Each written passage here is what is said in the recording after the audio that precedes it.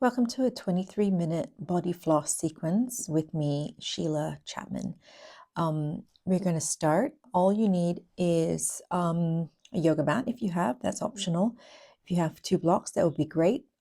A tennis ball or any small ball the size of a tennis ball and a strap. We're going to start with my first is just rolling the ball underneath your foot. I like to take 1 minute for each foot. So if you can, with the tennis ball, you have some give. Try and press the ball down with your foot. Try and mold the soles of your feet around the ball as you roll into that tennis ball. Ideally, you can go slow and really feel into the soles of the feet, and maybe spend some time gripping the ball with your toes, which I am doing here, trying to wrap your toes around the ball, like you're trying to pinch the ball with your toes. Continue doing this for another minute or for the duration of a minute. Here I'm pressing the ball down with my heel, just trying to feel deeper into all areas of the foot.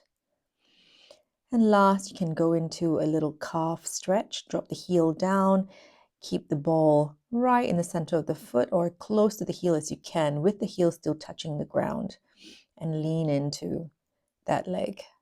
And once you've done your minute, you can swap to the opposite leg and start rolling your ball on the opposite foot.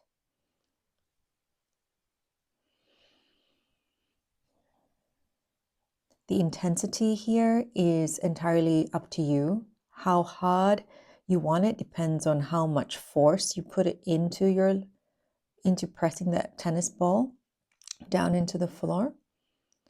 If you feel tightness underneath your feet, just go slow, lower the intensity. Just focus on just massaging gently the ball instead.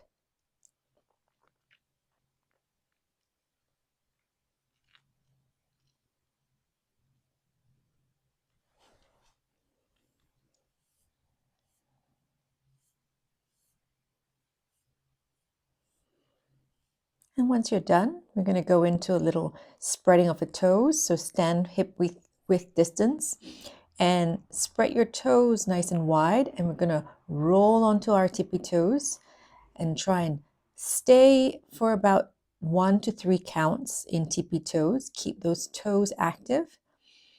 You can try gripping the floor with your toes to stay balanced. But here really we want to just focus on lifting the heels and then very gently and very mindfully dropping the heels down, trying to keep the ankles straight. So try and lower your feet down as center as possible. If you roll to the edges of your feet, that's fine, but just take notice that, you're just compensating for the ankle strength by engaging into the outer muscles of the legs when you do that. So try and keep it slow. The slower the better, and do this for a minute as well. If you want to add a little bit of hot sauce into your balance, you can stack the heels higher over the toes by bending your knees slightly, keeping your spine neutral.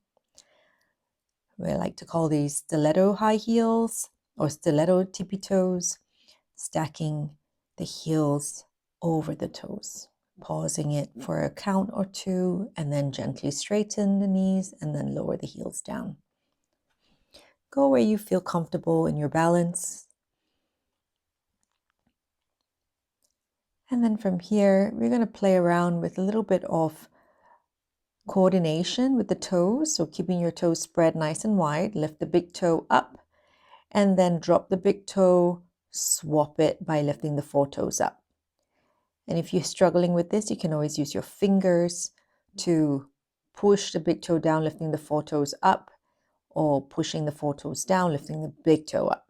Just try and work on articulating the toes, getting that neural connection or neural wiring to those little small joints on your feet. Play around with this for another minute.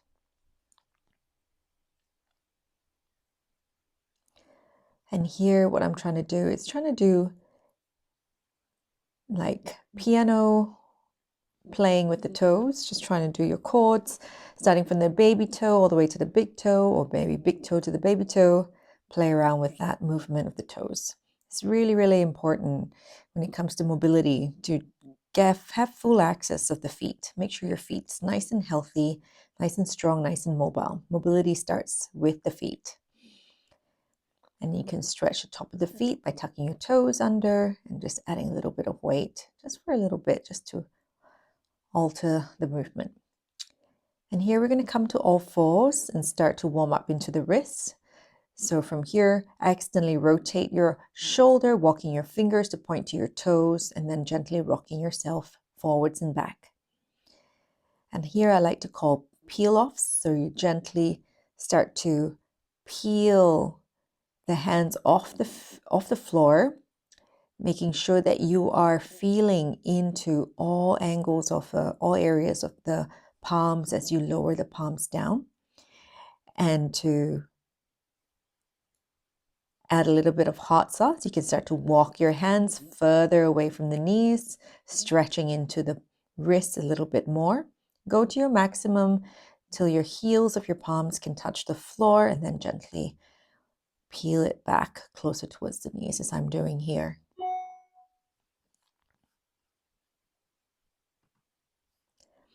And you can end it with sitting your hips back towards the heels, enjoying a nice stretch with the heels of the palms down. Bring your hands back to neutral, this time tops of the palms down on the floor. Sit your hips back towards your heels and try and get all 10 fingernails touching the mat. And from there, straighten out your elbow. Eye of the elbow points forward, stacking shoulders over the wrist as you slowly start to feel the stretch on the opposite side of the wrist from here.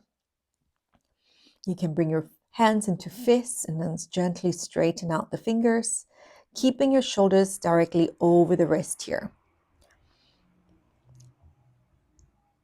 If this is too much strain onto your wrist, stack your shoulders behind your wrist. So sit your hips back towards the heels to relieve the weight off the wrist.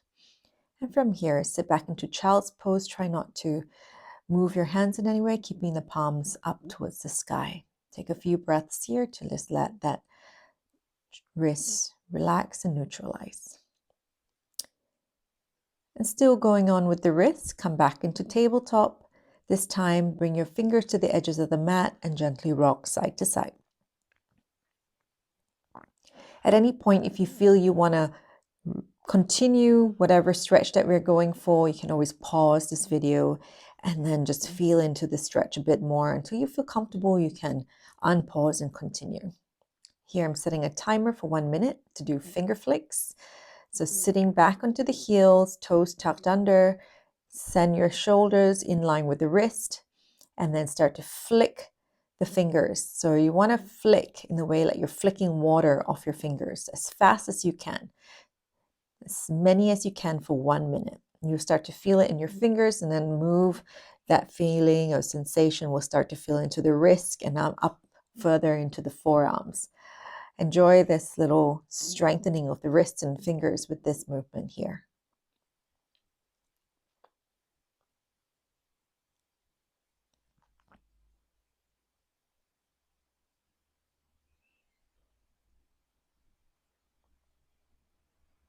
Again, try and go as fast as you can. Don't give up. 1 minute might feel like a very long time. And how you progress is you will end up flicking more flicks for a minute as you get more and more comfortable with this strengthening. And then back into tabletop. Let's do scapular rotation, keeping the neck steady. Just work on rotating the scapula 5 in one direction and then reverse the rotation. Just freeing up your shoulder blades. And then we're going to progress into a few cat and cows, stacking shoulders over the wrists, hips directly over the knees. Inhale into a cow back and use your exhale into an angry cat. So let's inhale here, lift your chin up to the sky, tailbone up to the sky. And as you exhale, tuck tailbone under, Chin goes in towards the chest. Pair that with your breathing. Slow inhale, transitioning into cow, and slow exhaling into cat. Feeling into each vertebrae of the spine as you start to progress to move vertebrae by vertebrae, starting either from your tailbone or the base of your skull, just at the back of the neck. Practice your cat and cow for a minute or two. Really feeling into your spine.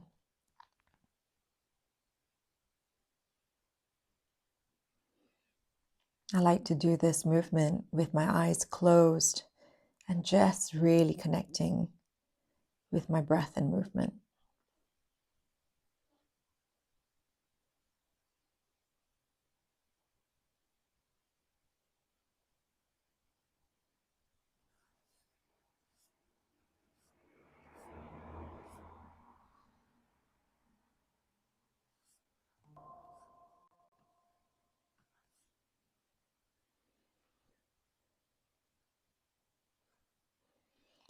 And now if you want to progress, you can start to rotate into your spine. So draw your right rib cage to the right, and then rounding into a cat spine, and then draw your left rib cage over to the left corner of the mat, and then arching into a cow back. And then once you do 5 in one direction, you can progress 5 in the opposite direction. Here, what I'm doing is rotating my neck in the opposite direction as I'm rotating my rib cage. So play around with this movement. Feel into your movement. There's no wrong way of doing this. As movement goes, as long as you're moving into your spine in all directions, that's the best that you can do. And here we're going to go into a thoracic stretch, so the upper back stretch. Start with your blocks in level 1. Place your elbow in the center of the block, keeping your knees stacked under the hips. Lower your chest down. And then from there, bringing your palms to prayer, and see if you want to bend the elbows, stacking your palms just behind your head. Otherwise, you can keep your elbows straight. Start with the level 1 block, and to progress, lift your block up to second level 2, keeping the elbows center of the block as you do this. And like to spend 1 minute on this posture as well, letting the chest just completely surrender to the floor.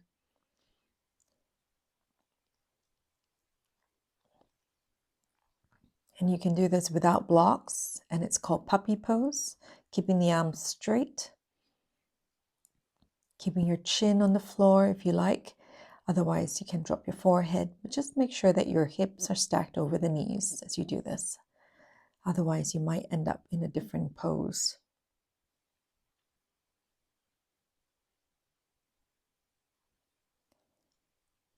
And then from here, you can work on slowing down your breath. This is also a very restorative posture, a great exercise to do before you go to bed. And then neutralize for a short period of time in child's pose.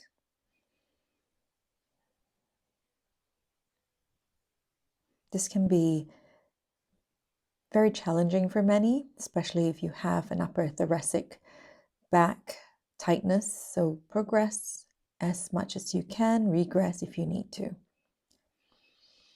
Now we're going to move on to shoulder flossing. We're going to use our strap here. So just unwind your strap. I like to stack 2 blocks between my ankles and sitting on the block to just make it more comfortable for my knees as I just focus on the shoulders this time.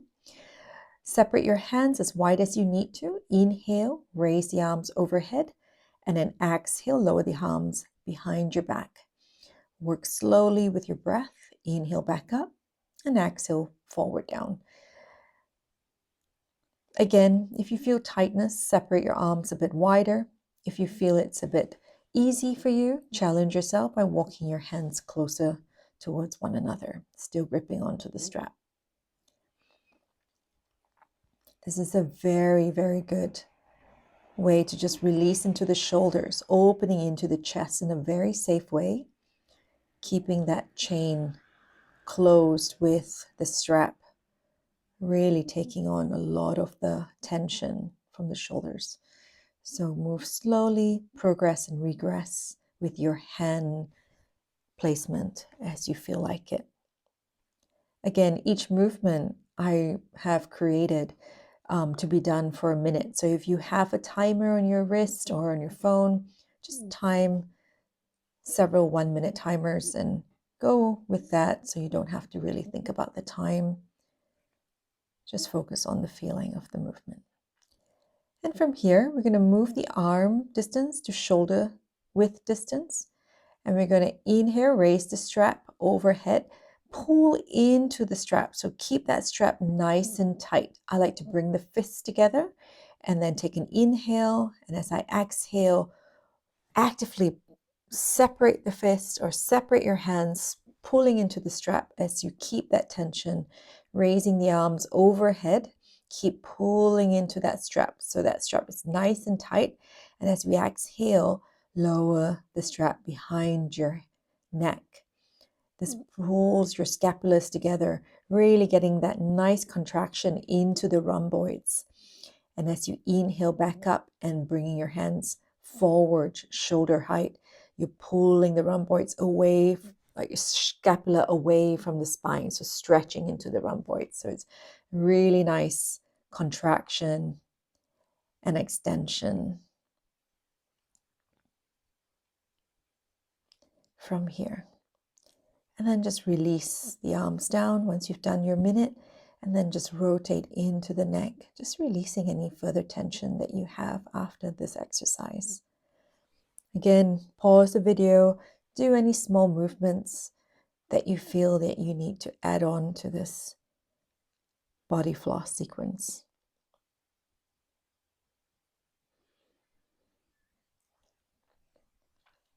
If pencil push-ups are in your practice for your eye gaze, this is a good posture to do that as well. You can practice that. I will be making another video about pencil push-ups. And then once you've done neck circles, just gentle rotation of the head left and right, working all movements of that spine.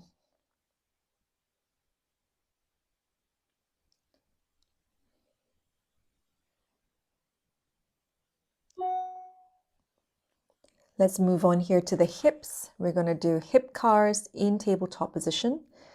So squeezing the block behind the knees, keeping that leg active and strong so that we can just focus on that hip rotation muscle, so that ball and socket joint. Really rotate, drawing circles with your knee in one direction for 5, and also reversing for 5. Or you can choose to just do a minute of rotation, 30 seconds in each direction.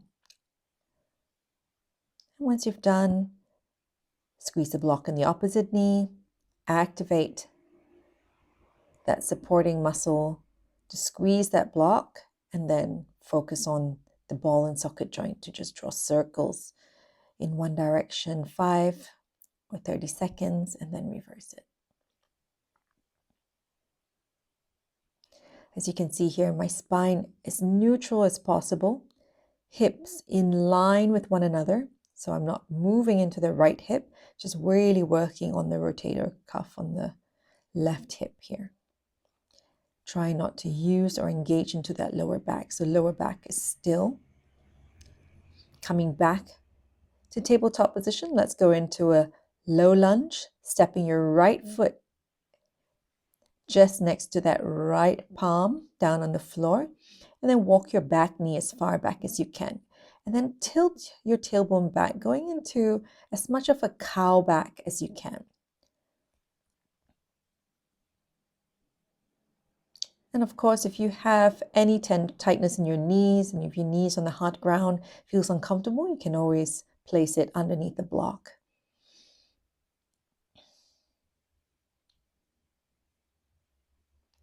And then going into a cat and cow spine in a low lunge as an option if staying still in a cow back is uncomfortable for you. Just play around with this movement. You just want to get the hips really stretched out, especially that left hip. And we're going to end with a gentle twist. Stack your right palm on top of your right knee. And then push with your left and twist to the right, looking up to the sky. And we're going to end with going from cat spine, bring that right leg back, and then swap sides. Left foot by the side of the left palm. Use a block underneath the right knee if you want to. Sink the hips down. Again, you don't have to stay still. Gentle movements are always welcome in your practice. As long as you're feeling into the body, you never know where would be tight. So always go with your feelings. Always go with your gut. And then we're going to explore cow back and a cat spine from here. Just moving in cat and cow in various different positions. And we're going to end with a twist. Stack your left palm on top of the left knee. Push with the right hand. Twist, look to the left, gaze to the sky. Take 1 or 2 breaths and then release back. Cat spine, back to tabletop.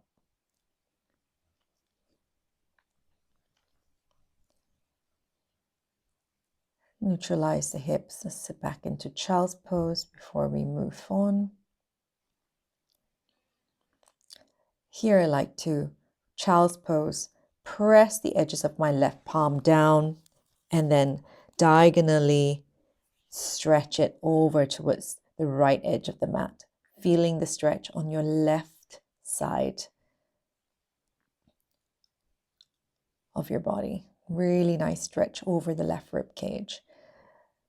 Keeping that tension into that corner of your palm down on the floor, the more pressure you put down, the real deeper sensation of a stretch you can feel. Just take 1 or 2 counts in that stretch and hold it. And we're just going to do this for about 6 reps on each side.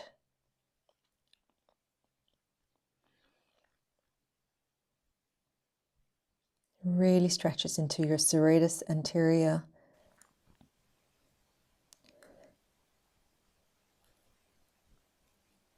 And once you've done your 6, you can slowly neutralize back into child's pose.